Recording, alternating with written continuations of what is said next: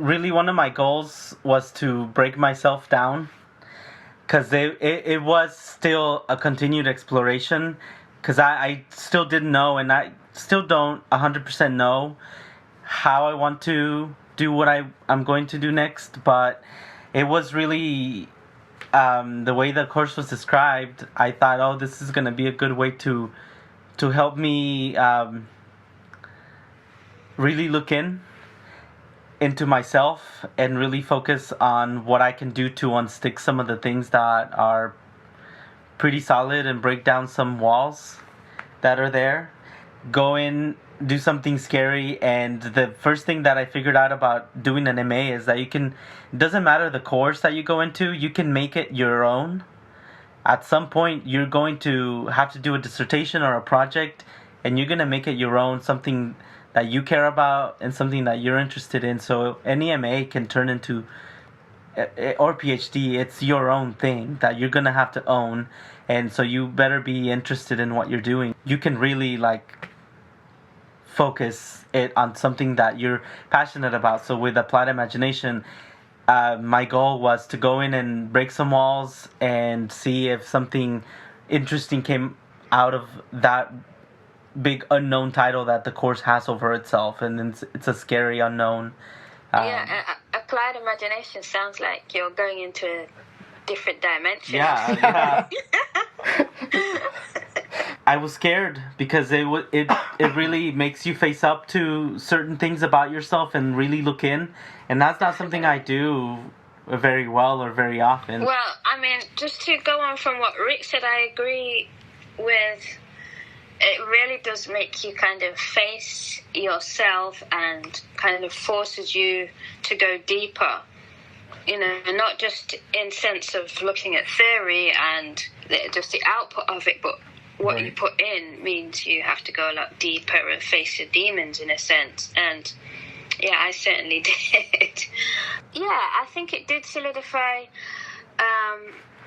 my natural instincts of what I'm interested in. It certainly did. Yeah. I mean, I look at Black studies, intersectionality, black fashion narratives, and doing this course really allowed me to explore that, and it has taken me through to kind of what I'm doing now. I felt like I could just go in and kind of lose myself. That's what it ended up becoming. I have a deeper curiosity now. I think that's the consequence of how I came into it.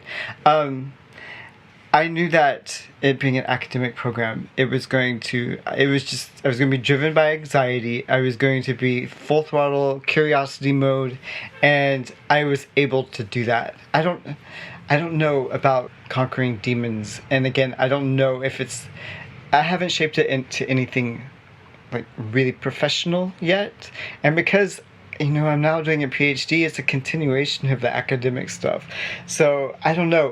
The MA never really, it didn't really finish. It didn't reach a completion for me because I almost approached it as a prep for PhD stuff. So it's almost felt like a continuation. I just don't have to go through classes anymore. So did you go into the MA knowing you wanted to do a PhD? Yeah. Yeah, I knew I wanted to get a PhD somehow. I wasn't sure how I was going to do it. And the critical studies, it was like, yeah, if you want to get a PhD, this is the pathway you want to take. But beyond that, when I was doing my BA, I knew I wanted to get a PhD, and I was considering doing it in consumer psychology. The fields and the disciplines were very boundaried. You use this approach or use this approach, and I was like, okay, that's very clear cut. But when I went to CSM, and nothing was clear, and so it was all blurred fields and all this kind of stuff. So that kind of certainty went away. But that's fine because that opened the door for me for curiosity. So I trusted CSM as a school, therefore I could let loose myself. I could just go full throttle and go in. And whatever happened, as long as I did well enough to get into a PhD program, I was happy. Rick, did you break yourself down in terms of... Well, what I think happened, because I don't think that you're ever done conquering demons. And finished with any of that. And what really resonated with the course is that everything is always going to be a process, and I need to learn to think about the process more and not the end result. So I mean, it's helped with changing my way of thinking on certain things, thinking of the what, why, how, if, which is one of the big things that we had to do for the projects that we did and the final project, and really applying that to anything that you do, down to, if I go to the gym, this is the what, why, how, if situation. So that can really apply to anything, and my goals being met by going to CSM, I think it met them, but I'm also not done.